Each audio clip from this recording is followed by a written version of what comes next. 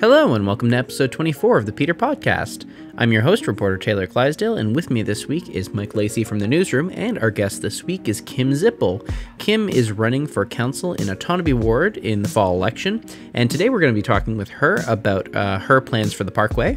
We have a plan before the city right now, and one that I just can't sign off on. And that's a tough one because, you know, it's highly controversial and there are many people in the South End that feel it is the right solution. And we're also going to be talking about growth on Lansdowne Street and transportation. So, hope you enjoy the show. Well, I'm here because I'm running in Autonomy Ward, the South End of Peterborough, for municipal council. Okay. And who am I? Well, I'm a wife and a mother and a longtime resident of Autonomy Ward. So I'm incredibly proud to be living in that community. It is such a caring, compassionate group of people. It's a wonderful volunteer community, so I volunteered there for a long time. Tonight I'll be out on the pitch at Keith Whiteman if it doesn't thunderstorm. So my husband and I coach Special Olympic soccer, and we volunteer at the Prince of Wales Breakfast Club starting September. You'll see us back there on Thursday mornings.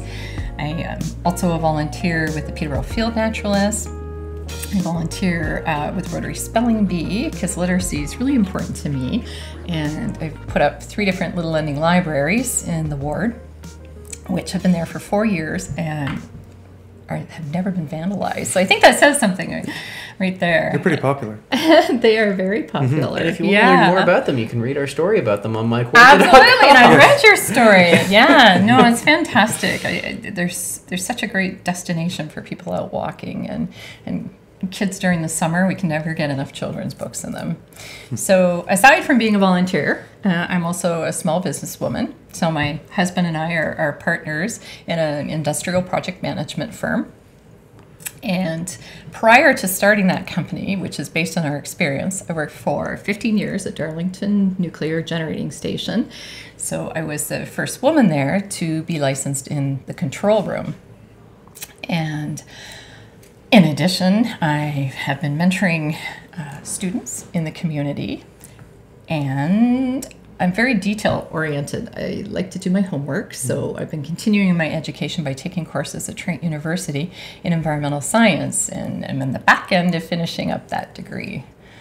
So See, for me, a lot of my exposure to you has been in city council, because you've sat in on a lot of city council meetings. I have. Maybe you can explain why you do that. Well, you would have seen me there in the last 4 years because I ran in 2014. So I started in 2013 to prepare for 2014 because I wanted to understand the processes. So what's the difference between sitting at a general committee as opposed to a planning committee? What's the process in addressing council?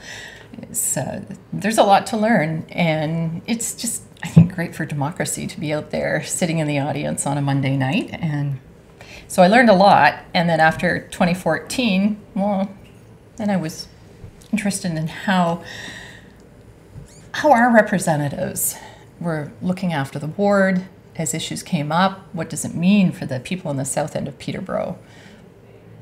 So I continued to go. And one of the issues that I've seen you in council chambers for often is Harper Park.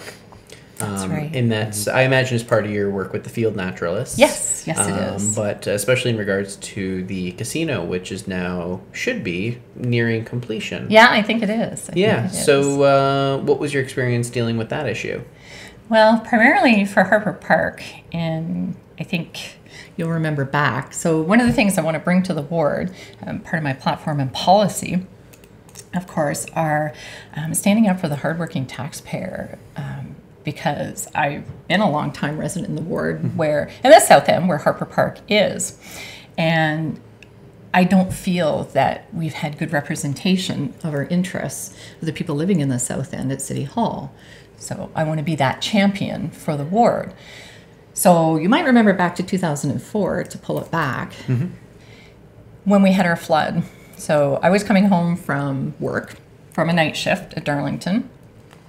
And first of all, I was delayed because the person relieving me, person-to-person relief, couldn't get there because of the flood, and he lived in Peterborough. And he said, make sure you come in on the Parkway because the other entrance is flooded. So I came home on the Parkway, headed up to see if I could go to Lansdowne and come back around to my house, which is on Stenson Boulevard. And I couldn't, it was underwater. So one of the major issues that we need better planning and better protection for in this community is flood risk. We are on the Otonabee River floodplain where the casino is, Glacial Lake Peterborough.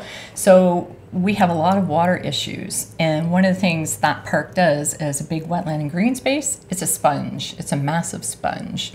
So in 2004, it wasn't as impacted at the time by development. Now we're seeing really piecemeal development happening in that area. So there's no holistic planning looking at how do we protect the homes, how do we protect the businesses that are downstream? Because all of them are along creeks. You know the South End, you lived in the South End, so you know how much water we have there. Managing water, managing flood risk is a real priority. It's protection of people's homes. Do you feel the city's not doing a good enough job on that right now? I do. I feel for the South End that we need better representation. Yeah. We haven't enacted a lot of the flood abatement plans that we had after that flood. The city, because the city did spend a lot of money studying what happened and what needed to be done. That's right. And then started to put in place some of those recommendations. Yeah. A lot of those were in East City, though, I think, if I recall. Well, and to pull it into perspective for better protection for the South End, we currently have a business that's at the corner of Harper and Rye, and they've been there close to 50 years. And in the time they've been there, the creek they're adjacent to has never flooded. And now with small thunderstorms, it's flooding. Oh, really? Yeah. Oh. Yeah. And just in regards to areas that are being developed in your ward, I know Milltown Mini Golf, that area, there's that wooded area in behind there. And I'm not sure how that's going to be affected by the development because that is planned to, once he closes up the season, allegedly, apparently. This isn't his first last season, but that whole area is planned to be developed too. So there is some development of green space that's happening in Otonabee Ward. Yeah, it's not the point that development is a bad thing. It's how is the development being done. So the planning process needs to take a holistic look at an area. So we're fortunate in the South End to be one of the few areas that does have a watershed management plan. So we need to be updating that watershed management plan and looking at the locations that are appropriate to put development in. So as a representative, absolutely new development, new business, new investment is more than welcome. And we need to have a representative who's a champion and make sure that all those opportunities benefit the South End. But we also have to make sure that it's appropriate development, that we aren't impacting negatively the quality of life for the people who live there and who have businesses there. Now, because part of the challenge as a councillor is you're just one vote, one voice. So you really have to get other people on board with whatever it is you want to do. How do you do that? Well, if you feel like the council already hasn't really been doing these things. Well, I always, because of my background and training, I'm a fact-based decision maker and I do my homework. And being in touch with the community too, the project management part of my business has taught me that bringing people in at the outset of a project. So if there's an inkling that something's going to happen, like selling, PDI, Peterborough Distribution Inc. So you get a hold of people at the outset and you don't wait until, you don't make the decision and then do the consultation. Sure. So first you talk to your community, you're representing that community. And you do it with your ward mate, your ward councillor. So you've got two people. And you'll see often council will ask the ward councillor first. So if it's something that impacts, it's not citywide, but it impacts a particular ward, they will often defer, what do the ward councillors think? Because you're in touch with your community. Yeah. And then you need to bring those facts, you need to have a questioning attitude, be detail-oriented, and get that information to the councillors. Sure. Work with staff. Staff are your resource. The community and staff are your resources, and you take that information back to council. Now, we are going to talk about PDI a little bit later. Okay. So we will get to that, if anyone's wondering. You mentioned development a little while ago, and responsible development. But something that I've noticed is that with the Places to Grow Act, which is kind of the guiding document for cities to basically say, we need you to build upwards instead of outwards. Stop building over green space and start kind of stacking yourself vertically. A lot of that is targeted towards, the city centers. So for us, that would be the downtown. Whereas with, Autonomy Ward, what I noticed is that a lot of its growth seems to be stretching, down west, down Lansdowne Street. You've got a lot of commercial development there that wasn't there about 10, 15 years ago. True. And then you've got the proposals for, well, the deal has fallen through now, but the annexation with Cavan Monaghan for industrial development. So in comparison to something like Town Ward, where the plan is to build upwards, Autonomy Ward is, the plan for development seems to be building outwards a bit more. How do you do that responsibly? So there's a lot packed into that particular It was a very long question. Yeah. So to start to break it down is, okay, so you're the representative for the South End. So what I'm hearing at the door, with respect to housing, without even touching on the intensification issue, is obvious we do not have enough housing. And it isn't just affordable housing, it's the variety and the type of housing. Housing all around. Yeah, absolutely. So it's early in the campaign, so a lot of the doors, and this is maybe slightly on the bias side, that I've been going to are more seniors. So they're looking for the type of housing where they can downsize to something that's affordable and appropriate as they sell their primary home, which is good because they open up that home then for a young family. Who would move out of probably an apartment. An apartment building, Yeah, exactly. and that would open up that for somebody else. Yeah. That's right. Yeah, it's a big chain reaction. Looking specifically at that, because we do tend to have a bit of an older demographic in the South End, an example would be St. Giles. So St. Giles is putting has a proposal, probably maybe come before the 2019 council. So they will be taking down potentially St. Giles Church, and in that footprint put 30 new condo units in to expand that, and the chapel will be incorporated. So that you don't lose the congregation, you have adaptive reuse of a church site, and you've provided 30 more units of housing, possibly 60 more people. That kind of reminds me of the model that they've got going on with the Mount Community Center, where they've kept the chapel and then expanded onto it with their housing model. Yeah, so we have creative solutions to be able to do higher density development. Another example would be, you mentioned Lansdowne. So right now, Lansdowne is primarily commercial. So we're looking at high density, which has been zoned for the Lansdowne West secondary planning area for some time. So there's a developer putting 3 apartment buildings up on Lansdowne West, which is fairly close to Holy Cross School, which is a good fit, being close to a school. And that particular development, you were asking about responsible development. So we have new technologies and techniques, particularly for stormwater, which is always, water is an issue in the South End. So to better protect it, developers who are using these technologies, which are called low impact development. So things like rain gardens, under parking lot drains, that type of issue, which means you can have higher density on a smaller piece of property, but you can still safely handle that water that's running off that particular property. So it's not coming down that hill on Lansdowne and adding to the issues that we talked about that flooded out the Parkway. So that type of innovative thinking, which is done at the early planning stage and can be done as policy for our city. And we are getting there with our engineering standards. Okay, because I was going to ask, the next question is that type of development happening right now in Autonomy Ward? Well, yeah, that one I just gave you is an example where I'm seeing some of the first low impact development being implemented. Okay. But other than that, what are your visions for seeing how Autonomy Ward continues to grow? I mean, Peterborough's population is expected to increase. We have the 407 coming, and well, I was wondering, because I think an interesting perspective you have is that you were a commuter. I was a commuter, right? And that's why we chose that particular area. We're on Sensen by Fleming, because we're right on the 115. So you can understand that with the 407 coming, that's probably going to make it much more attractive to move here for people. Yeah, absolutely. Which our housing prices are cheap compared to the GTA, and as more people come here, that's going to increase those prices. And that would be the downside, but we hope as more people come, we're going to be Yes. attracting business and investment in our community as But I'm well. wondering, as Taylor said, how do you manage that kind of growth so that we do so responsibly and we don't run into a situation like Barry faced? So that we grow smart and we grow strong. Yeah. We have to manage that growth, and that takes long-term planning and vision. But it's happening now. It is happening we now, haven't really, but I don't know if not- we planned for it, right?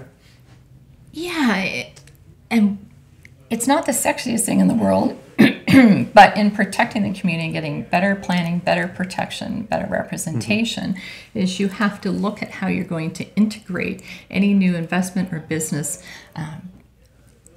so that it provides the jobs that you need, but is appropriate for the community that it's fitting into. I mean, there's many assets in the South End. We're the gateway to the city. So we have Fleming College.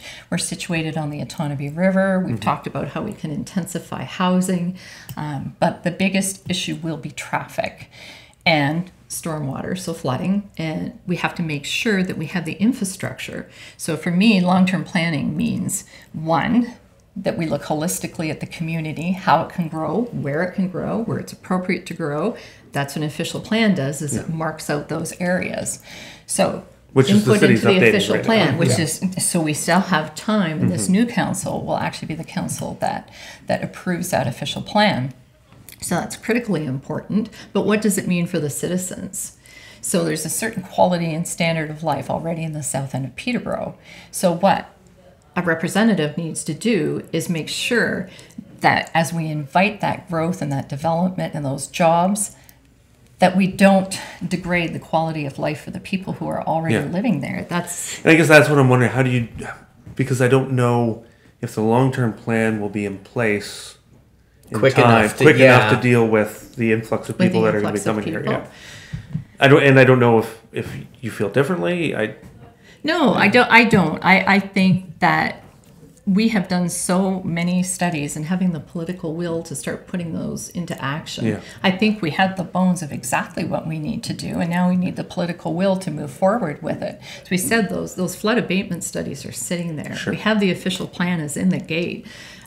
We know the areas that are appropriate for development. We know where we want to annex. Again, we're the gateway. So as a champion for my community, I want to see the gateway. You get one chance to make a first impression. So when you come through those gates to Peterborough, whether you're coming in on the Parkway or coming in on Brayley Drive, what are you going to see? You're going to see a Otonabee ward.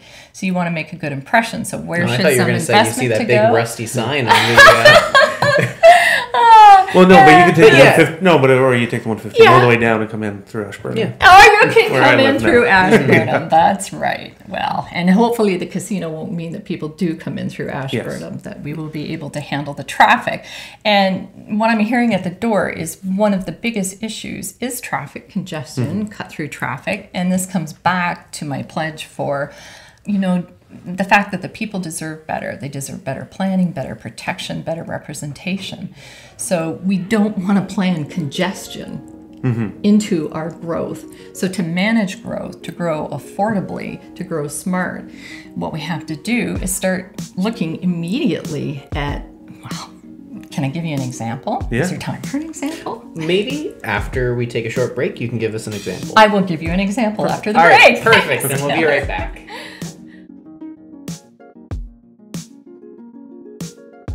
We are back on the Peter podcast, and before we get to some of the other topics about Peterborough issues, you had an example that you wanted to share with us about traffic congestion. Yeah, so when we're talking about, Mike was mentioning about heading into the future rather quickly, and how are we going to prepare for that? And so my focus is the South End. So an example of how we shouldn't do it is in this piecemeal type of planning that I mentioned before. So I'm specifically going to pick on the Lansdowne West secondary planning area. Because we have the casino located there. And when I did my homework on that particular project, looking at the transportation, I know that 25% of the traffic is going to come down, casino-generated trips from Lansdowne West is going to come down Weber to Rye to Harper. I also know the City Works Yard has all the Salter and the Sanders and all the big trucks and is now located on Weber. So all of that heavy traffic, that truck traffic, is going to exit out onto Weber. This is a rural profile road. We also have between Weber and Harper, the corner Rye, and just that section alone, 24 businesses, at least 24 businesses at last count. So how are we possibly going to move people safely through there or ensure those South End businesses that their clients are going to be able to reach them? That is a good question. How are we going to do that? Well, exactly. And so I look at it and I go, why would we intentionally plan for congestion? You know, so as a representative in the future, get the road and the infrastructure in place, and then build what you want to build, so that you're not disadvantaging the business people, so they aren't reducing quality of life. That's the argument people have made for why you need to build the Parkway, right? Which is a great segue to our Parkway Great debate. Great That was segue. brilliant, actually. So, yeah, had it been built 70 years ago, you're right, we wouldn't be having this conversation. But No. it wasn't built Yes. 70 years ago, and our city has expanded. And we have a plan before the city right now, and one that I just can't sign off on. And that's a tough one, because, you know, it's highly controversial, and there are many people in the South End that feel it is the right solution. However, as I said, I'm very detail-oriented. So I've read the report, and I've extracted the information from each of the tables that pertains to the people and the businesses of the South End. So what people may not understand, and this is from my project management background, is there's a problem statement for every types of these big environmental assessments. So the problem statement doesn't even mention cut-through traffic. So as I mentioned, cut-through traffic is a huge issue in the South End. We have all those long, long streets. So cut-through traffic was not in the expectation of that Parkway report. And in fact, one of the most important things that hasn't come forward is that cut-through traffic will increase with the Parkway by 3%. So not only It will increase where? will increase on the side streets and Lansdowne. There's a table that lists all the streets. But it's already built here. No, it isn't. Right. This is the piece. So they didn't go back to the Parkway that's existing, the road that goes up into Clonsilla. So you're talking about that little piece, the South End. Yeah. Okay, so that's not the environmental assessment. So looking at the piece that in 2014, there was a lot of opposition to the bridge over Jackson Park. And people were willing to say, okay, we'll build that connector piece, build the South Parkway that connects Clonsilla to Medical Drive. Yes. So that's the piece that I'm talking about, to be clear. Sorry. So that's what the environmental assessment is looking at, is the new part of the road. Sorry. So that's Yes. 1. I was thinking of more of the north end area. No, that's 1.1 kilometers Yeah. of road. And that 1.1 kilometers of road will increase cut-through traffic in the South End. It also increases cut-through traffic in Monaghan Ward. Yes, so I could see that. yeah, the tables are there, and all of the data is there to back that up. And the price. So using escalation and inflation of 5%, we are headed towards $150 million for the cost of that road. So if I'm the champion for the South End and the hardworking taxpayer, it's really hard for me to say that's an affordable road when there's other more affordable solutions. Is that with the cost of the environmental assessment, of which the city has been told you have to do the full environmental assessment? No, that is not with the full cost of the environmental assessment, but that's with the bridge. So at 5% increase, it would be about $106 million without the bridge. You add the bridge in and you're up to the 150. So we have a transportation plan. We have our official plan. Parkway's been a part of it. City's grown and developed as under the assumption that that piece would be built. It's probably not going to be built. But was it under the assumption that it would be built? I don't think the 2012 transportation plan assumes that. But it's still written into the official plan. Yeah, I would assume it has been. If you Yeah. talk to the planning department, they would say, yeah, that's how they have to operate. And the city was... So what do you replace? I'm wondering, what do you replace that with? Well, I would start with the most affordable and logical solution, which, I mean, Jack Doris was asking for it before he left council, and that's traffic light synchronization. That is a very logical first step for a city the size of Peterborough. Yeah. One of the issues we don't move people through intersections quickly and efficiently is because we have no synchronization of our lights. So the technology that I'm familiar with through my time in nuclear energy is programmable logic controllers. And they're using them in cities like Toronto and Montreal, much larger than we are. And if you look at American cities like Portland, Oregon, they're having huge success with it. And they've advanced to the point where it's using this type of fuzzy logic where you don't even have to spend the money to go in and reprogram them. They're smart enough not only to talk to each other to move people through, but they're smart enough to learn, so they can learn these traffic patterns. It's kind of scary. It is kind of scary, but I mean, we're talking for the same thing about smart growth, yes. right? So when we talk about smart growth and new technologies for stormwater and preventing flooding in the south end and protecting people, then we should be talking about smart technologies for our traffic control. Now, there are studies there's a study, being done on that technology right now by the city as part of the various studies that the city has taken on in place of immediately proceeding with the Parkway. Some of the other solutions that have come up, and maybe I can just toss a couple by you and you Sure. can, but widening Chemal and widening Park Hill. Diane Tarian is campaigning on the promise of a ring road around the city to basically bypass the traffic inside the city. I think those are the two big solutions, but what are your thoughts on those?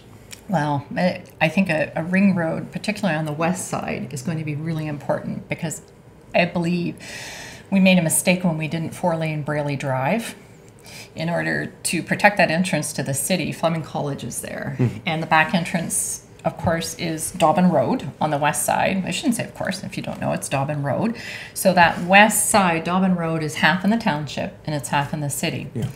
But to me, that's how far a ring road would have to move out because we're looking, at developers picking up, and we saw it through the annexation plans, picking up properties along Lansdowne West. Lansdowne West is developing. So again, It's developing fast. it's developing really quickly, and we have to have the road infrastructure. We're making the same mistake again, and that north-south connector is going to have to be on the far west, especially if you go back to annexing lands on the way out to the airport, because where are the industrial jobs going to be? They're going to be in the south end on the west side. So if you're moving people who live in these big new subdivisions in the north to the south, it just makes sense that they come down the west, not down the middle of the city. And another issue I have with the Parkway, and one of the reasons that I couldn't sign off on it for the south end, because if I'm going to champion, and I will be the best champion, to protect the interests of the people of the south end, is I have to look at Tallwood Apartments. Now, if you look at that 1.1 kilometer connector to Medical Drive, it goes straight through the area that's used by the people in the Clonsilla apartments, will be used by Wentworth, and when my husband and I walk through there, the people from Tallwood, that's their backyard. They're in apartment buildings, they don't have that green space, and the connector that's proposed by the Parkway, it's a culvert. So there's a pedestrian culvert that's going to connect the new part of our ward on the north. So that's coming from Nevin and Whitfield and Montague to the Kinsman Center. So you'll come through that culvert and then you have to walk along the asphalt path to get to the Kinsman. So I can hear the safety concerns now about sending children through this culvert at night and the safety aspects of it. And it's a walled corridor. So it isn't just apartment buildings that are in that area, it's also townhouses. So one of the reasons they're putting that transparent topper on the wall that's supposed to be the noise barrier is because those people will be in the dark. The wall blocks the light to their homes. Imagine if you lived there and that was going to happen to you. And even if they put that transparent, whether it's plexiglass or whatever it is, to let light into those homes, who's going to keep it clean? How do you keep that clean, with slush and salt and carbon exhaust from cars? And So how do you get cars from coming from the south end to Medical Drive to access the hospital? Which would it be a Clonsilla, Sherbrooke? Widening of Goodfellow, 'cause a lot of people are Clonsilla was going up on the Goodfellow, books right? before, was widening Yeah. Clonsilla, because there's another piece with the Parkway, Mm-hmm. that 1.1 kilometers, is the people who are most impacted, which is the Tallwood apartment area.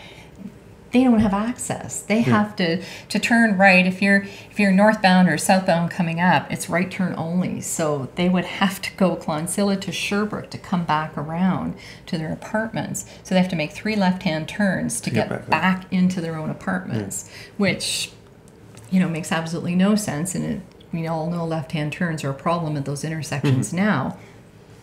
So going back, there was an idea to widen Clonsilla and connect to Medical Drive through that particular route, and the plans are on the books. But Well, you'd have to go Clonsilla and then Sherbrooke, right?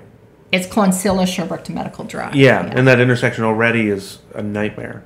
Well, it has to be it's- reworked. yeah.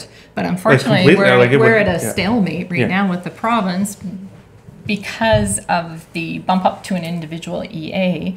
Right now, any intersection that is on that Parkway route cannot be worked on until this issue is resolved. So just to end, I think, because Taylor wants to move on.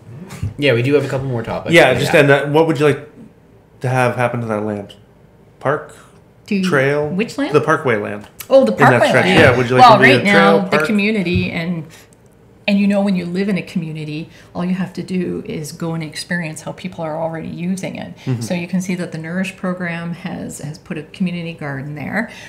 We have Whitefield Park. We have the trail that connects to the Kinsman Center. So I would formalize it as part of the trail system to keep those people connected. And when you think about it, it keeps cars off the road as well. If you are there on a Sunday, which is usually my day off, so that's why I'm there, but you wouldn't, you'd be amazed by the number of people cycling those connections. They aren't getting in the car to drive all the way around to get to Clonsilla. They're biking through from Nevin to Whitefield through that bike trail, which has just been created by people. It's not a formalized trail.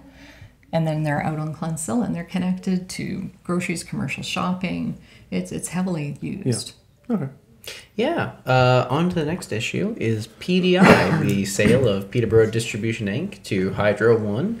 There's a bit of, I guess, turbulence is kind of the right word right now to describe things with the shakeup at Hydro One, and we're kind of wondering where things are with the deal. Off again, on again negotiations with the city. Yeah, but let's assume that this would be a decision that you would be responsible for if elected. But what are your thoughts on the deal to sell Hydro One? Well, I'd PDI, like to broaden Or it sorry, PDI. to all essential services, water, electricity. I believe those essential services should be in local control. So I think it's a mistake to sell Peterborough Distribution Inc. That's the company that brings an essential service, electricity, to our homes and businesses. I think it's going to hurt our community. I think it's a poor and short-term decision. And I don't think, well, let's put it in future terms. If I was a representative, I wouldn't be making a decision and then having consultation. So how then does the city pay for the needed infrastructure improvements that would have been afforded by the deal then?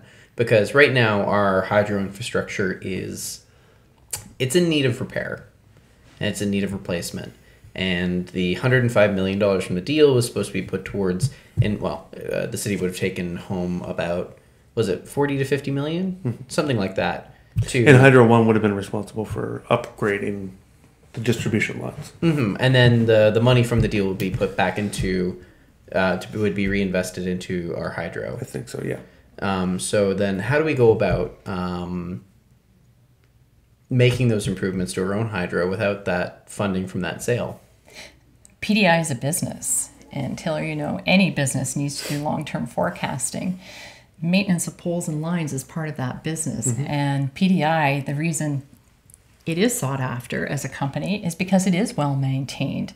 The most recent, the 2017 report is out. That company is in excellent condition.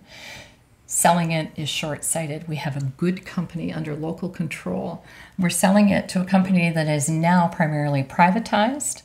And I don't think there's anybody that thinks that a private for-profit company is not going to want to profit. You don't buy into a company to lose money. So I think proper long-term planning has been done for that company. It has been well managed, and we should be able to move into the future.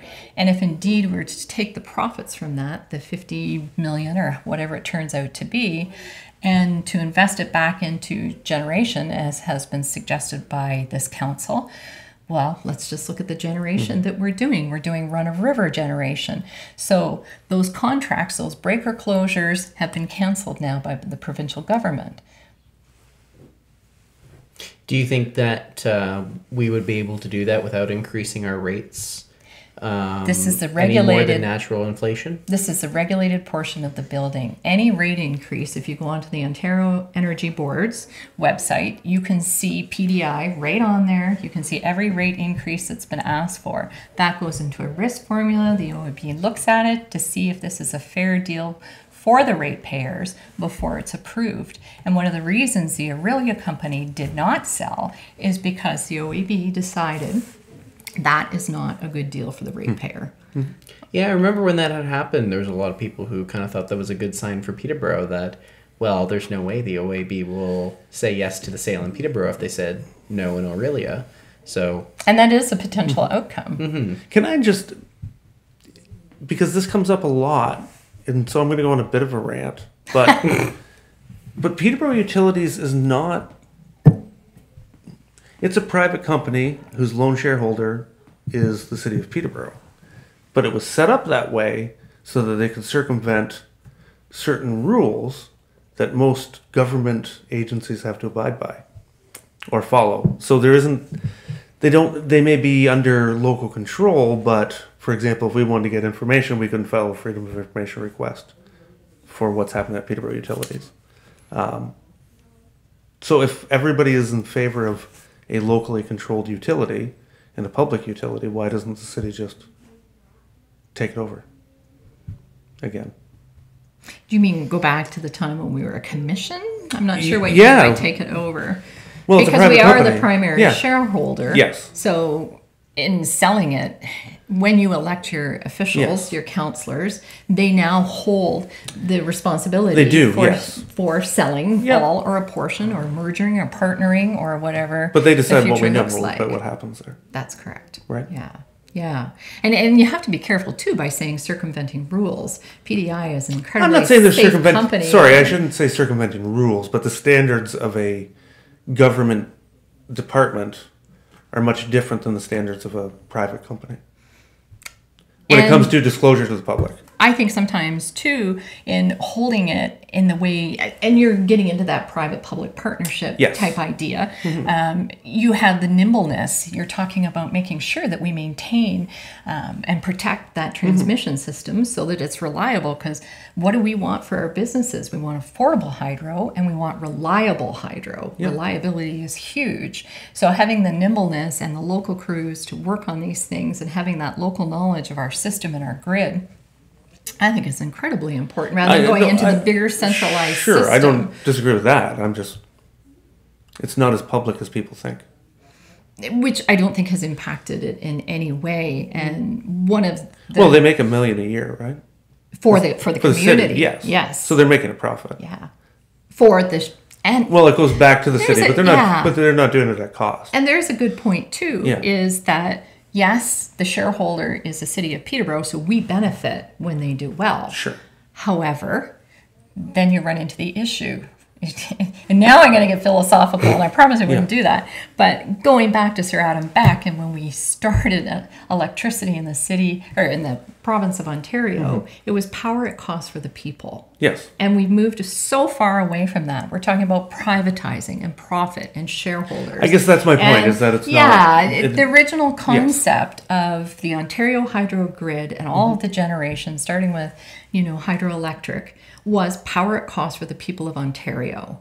And that's why moving off in the direction of privatization, and I'm not talking about the city still being a shareholder over their own essential resource, I'm talking about going into the publicly traded market where anybody from any country can own a share of the company that maintains your distribution company, of that essential service to our community. So I think there's a big difference between being held by the local people and their local counselors, where I'm just saying it's not as public as people think it is. Okay, I'm going to cut you both off there. Yeah. Because we just have one more topic that I want to get to before we run out of time. In fact, we already are running out of time. But I do want to talk to you about the opioid crisis. It's kind of the last of the three big issues that we want to get across with all of the potential counselors or mayoral candidates, because it's something that's influencing or affecting a lot of people. It's taken lives in our community, as it has with many others. And right now, the strategies that have been enacted, some of them are helping, but overall, people are still dying. So I'm hoping you might be able to tell us what your thoughts are on the opioid crisis before we sign off for the day. Well, as we were discussing, my background certainly isn't in the medical field, but I have a tremendous amount of respect for our health unit, for our police service, and for our staff at City Hall. And it's going to take a concerted effort in working in the community to deal with the opioid crisis, and whether we're talking about setting up injection sites or the access to naloxone or control of prescriptions. The other thing that I would hope we could move forward with quickly is working with the province in resolving this issue, because if we're talking about prescribed drugs as well, and the affordability aspect of it, I think a lot of people assume that things that are under provincial jurisdiction are outside the jurisdiction of elected representative, but I don't believe that. I believe we need to form those intergovernmental relationships, because if we don't work together at all levels of government, we're not going to succeed. And this isn't just Peterborough's crisis. This is a crisis impacting so many communities. Yeah, I was going to say, can Peterborough even solve it on its own? Well, I think we can mitigate it, but it's such a province, Canada-wide. It is. Or even worldwide, really. And that's why we need to be working together, and we need a bigger picture, a broader view, whether it's a task force that pulls in from every one of these areas of expertise to better protect our community. We need to be in touch with the community, because we know there's areas where drugs are being sold, whether it's coming through gangs, whether it's addiction through prescription. There's so much information gathering as you move forward to a solution. And you always have to be feeding back into the knowledge base of what's happening in your community, and that means you're in touch with your community. So that's what we've got to move forward with. Okay. Well, we were about to sign off in just a short second. So is there anything else that you want to mention to people before we sign off for the day? Well, I look forward to being at their door. I look forward to having these conversations, because I'll continue to gather information. I am going to be the best champion for autonomy board for the people of the South End, and I look forward to giving you better representation, better planning, better protection for our community. We're going to grow and prosper. We have so many assets in the South End, and let's build on that and do it together. All right, and Kim. Thank you. Oh, thank you for inviting me for coming here. in. Thank you. Thank you so much. And for everyone else, we will see you next week.